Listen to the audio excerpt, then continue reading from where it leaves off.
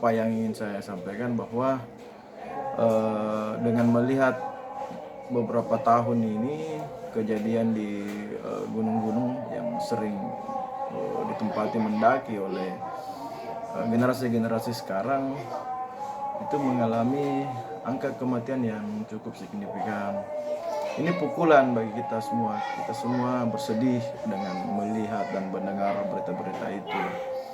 Nah, parahnya pula adalah setelah kita profiling dari korban-korban yang ada, itu kami tidak melihat atau mendapatkan informasi yang pasti terkait dengan pengetahuan apa mereka naik gunung. Nah, ini kan harus ada, jadi ada basic. Naik gunung itu tidak langsung, ayo bro, naik besok. Enggak, naik gunung itu penuh persiapan. Iya, karena sekali lagi saya katakan ya, bukan saya takut-takuti bahwa naik gunung itu lebih dekat dengan kematian. Iya. Jadi orang yang punya pengetahuan lebih itu bisa kita anggap bisa melakukan itu. Memang banyaklah generasi-generasi sekarang yang tidak mendapatkan pengetahuan, tidak mendapatkan ilmu ataupun masuk ke sebuah lembaga pengkaderan untuk mendapatkan pengetahuan itu. Mereka langsung saja dengan mengajak satu sama lain. Nah, ini parah. Nah, ditambah lagi mereka melakukan pendakian dalam jumlah yang banyak. Iya, anggaplah misalnya satu orang atau disebutlah koordinator mengaku bahwa saya pernah ke sana tahun lalu. Nah, mereka membawa 7 orang atau 8 orang. 8 orang ini baru naik gunung semua. Bayangkan ketika terjadi apa-apa, anggaplah badai. Kita tidak minta-minta badai kan? Terjadi pada setiap saat dalam rute pendakian. Mereka tidak mempunyai pengetahuan ketika badai datang itu kita berlindung di tempat mana. Iya.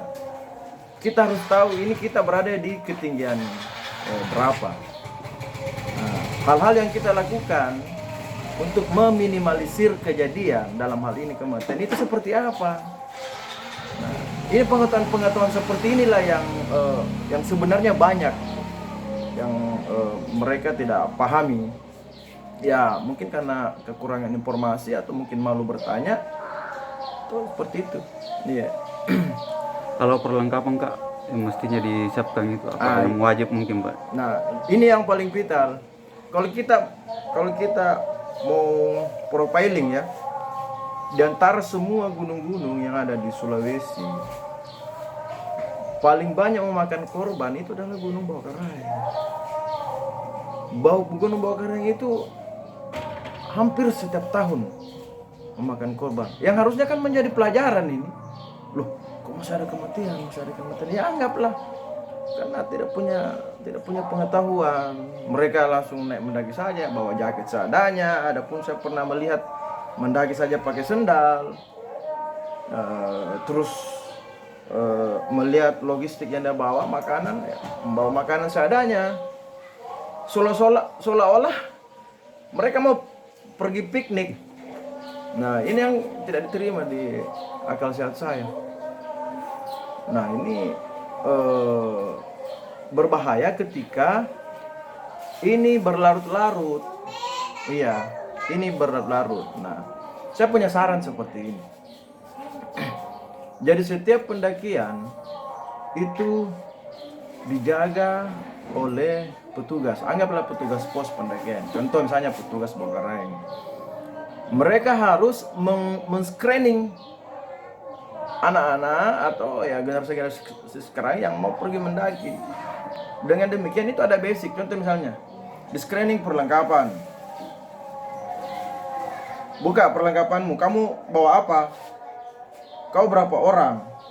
Kau bawa tenda gak? Bawa SB enggak? Iya kan? Bawa kompor, bawa logistik, apa sebagainya. Kau pakai sepatu di mendaki atau seperti apa? Nah, ini. Nah, terus pengalamanmu mendaki di gunung ini berapa lama? Kau mengetahui tidak ilmu yang namanya navigasi. Misalnya kejadian kita tidak minta-minta hilang di atas. Nah, kau membawa peta tidak? Itu kan ini sangat perlu, tidak bisa dianggap remeh. Ya walaupun memang jalur Bokarang itu sangat jelas setapak naik. Tapi sekali lagi tidak bisa diprediksi. Kabutnya di atas itu minta ampun. 5 menit terang, 2 menit kemudian tebal sekali. Yang bahkan 1 meter, jarak 1 meter kita tidak bisa saling melihat. Nah inilah biasa yang generasi sekarang yang melakukan pendakian pada dengan melihat atau diperhadapkan pada kondisi itu, ini kaget karena tidak pernah mengalami. Mereka persiapannya mental juga drop dengan melihat kejadian itu. Nah banyaklah berpencar, ada yang hilang, ada yang jatuh ke jurang, ada yang ujungnya kematian. Kasihan banget asli. Ya jadi sebenarnya untuk melakukan sebuah perjalanan ke alam terbuka itu ya anggaplah gunung ya. Ini dari sana ini kita tidak tahu, kita tidak ngerti cuaca seperti apa. Nah makanya dibutuhkan persiapan yang banyak, persiapan yang matang. Contoh misalnya pengetahuan terhadap persiapan fisik itu sangat penting. Pengetahuan juga terhadap data-data dasar terhadap cuaca itu juga sangat penting. Nah, ini juga siapa-siapa tim yang akan berangkat, kemampuannya apa, penyakitnya apa. Terus sampai di sana, di atas perlengkapannya gimana. Ini yang banyak mengabaikan ini. Ini kan di zaman sekarang ya, zamannya orang seolah-olah menjadikan tempat ketinggian seperti itu sebuah tempat selfie. Ajang gagah-gagahan, cantik-cantikan, ya, masang story lah pada semuanya. Sementara di depannya ini adalah kematian, kan? Jadi pertolongan pertama itu ini checklist ketika orang mendaki itu selalu ada poin membawa P3K. Itu yang pertama ya.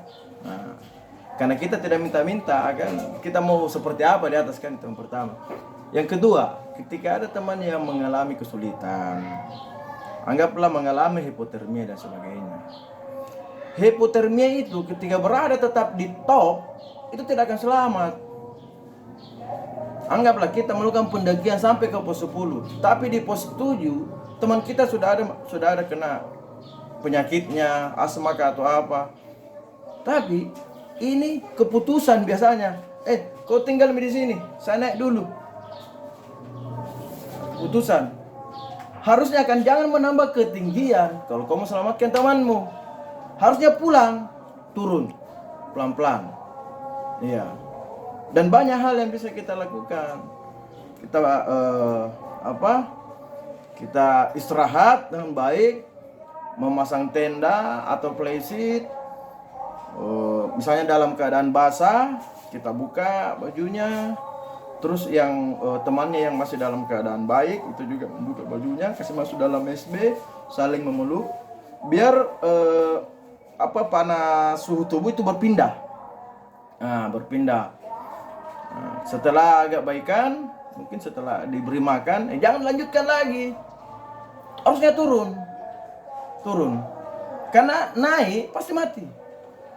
Pasti tidak akan bertahan. Nah, jadi banyak hal-hal yang bisa dilakukan. Contoh, jangan memaksakan untuk jalan malam, karena jalan malam itu sangat berbahaya. Pertama, kita bisa tersesat, kemudian hilang. Yang kedua adalah kita bisa jatuh ke jurang karena saking mungkin terburu-buru ya, mau cepat sampai top, ataupun begitu pun kalau kita turun. Ya.